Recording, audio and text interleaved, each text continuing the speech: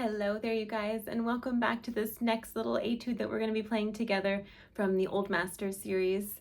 A special hello to those of you on Patreon. This is your little music lesson for the week, and there is a picture that I've attached for you with all the very many details that are that we're going to be going over together.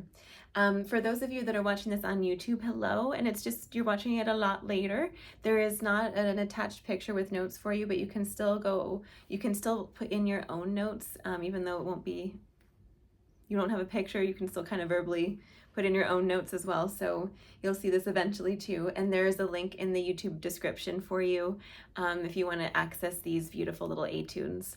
And I'm saying etude because we're using it as an etude to learn all sorts of different things, different dynamics, bowings and trills and fingerings and whatnot. There's all sorts of little details here and there on the page for us to understand and try to do. But they're actually beautiful songs from the classical repertoire, and they're meant to be played with piano as well. So there's a missing component, the piano. And I really encourage you to find a pianist friend to play them with and hear the beauty of these beautiful little songs. That's why it's called the Old Masters. So anyway, we're going to work on the first half together. That means the first two lines, even though it's not technically visually half, it's just that the first two lines are repeated and then the last four lines are repeated. So it's kind of like there's an A section and a B section. So anyway, we're going to work on just the first two lines together today. I'm going to play them for you. I'll take the repeat because the repeat is different the second time. It's piano. So I'm going to try to bring that out as much as I can. And then we'll go through detail by detail together. So I'm going to put the metronome on 72 because it's andante and 72 is kind of andante. So let's give it a try. 1, 2, 3.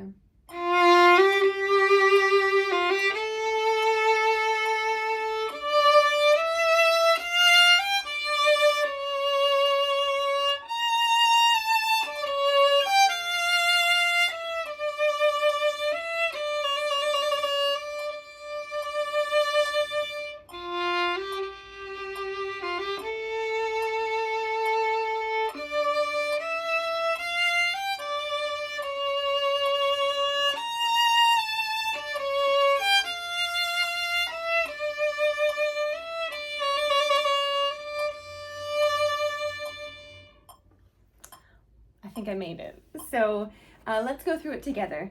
In the first measure, I've written quarter note equals 72 because we need to figure out what the beat is. So that's why I've written a quarter note.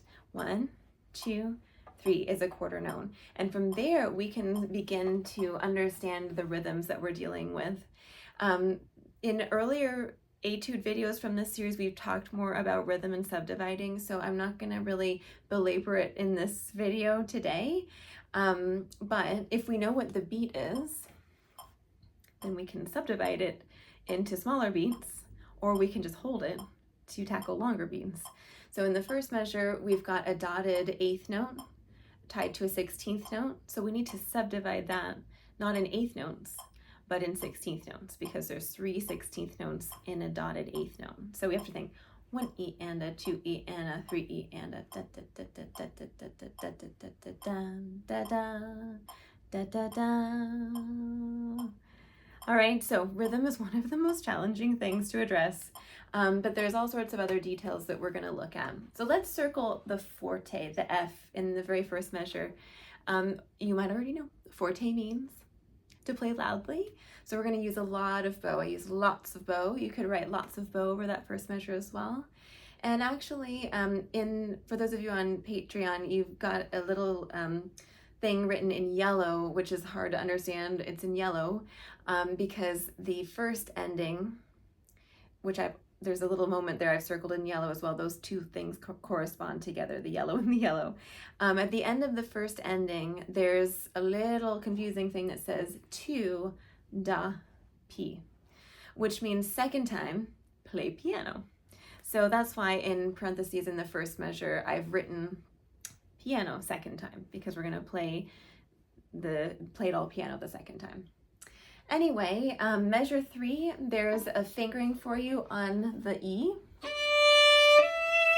so that we don't do open E, because it's a little bit jarring and we typically don't want to do an open E string because it's just really loud, especially on a long note like that. So 4th finger there. We're getting to the next measure that's tricky. So you're gonna have to do a little teeny tiny little crossover here. You don't need to do a great big movement, but just a little tiny. You can use your elbow to kind of get over there. But the thing that's really tricky is this little unusual, I should say, D to C sharp moment with 3rd finger. And then 2nd finger crosses for the note E right behind. I'm sorry, G right behind. So in this measure, there's all sorts of tricky things going on. Slide back, and then 2nd finger right behind on the E string. And you know, your elbow is helpful to help pivot your fingers around.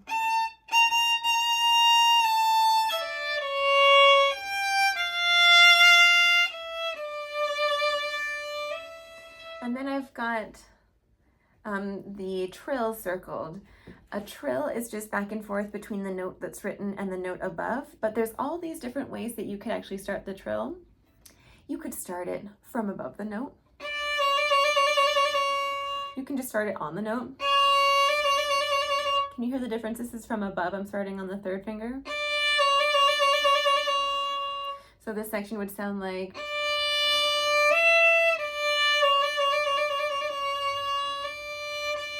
or I can start on the note.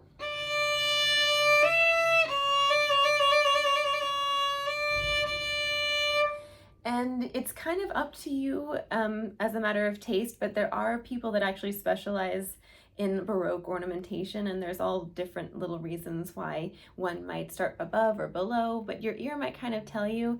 It's a little bit less jarring for the ear if you start above in this case.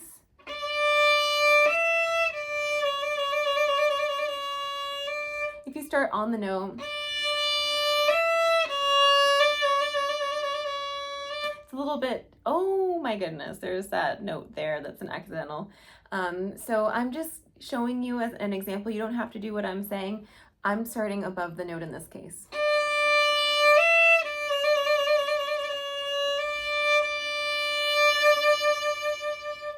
All right, and then the second time we're gonna play it piano. So we're gonna use less bow. If you wanna write less bow by that little parentheses moment in the first measure that we talked about, you can definitely do that as a reminder. It's hard to play piano.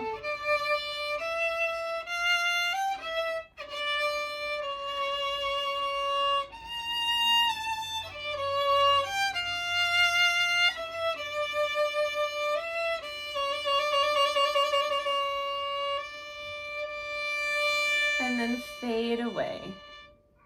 All right. Oh my gosh, can you hear the cat? She's very unhappy. She needs to be fed. Well, it's perfect timing. So I'm coming. I'll feed you in a second. That's going to be our lesson for this first little part. I'll see you next time and we'll tackle the second half. So happy practicing, and I hope you enjoy this class today. Lots of love, you guys.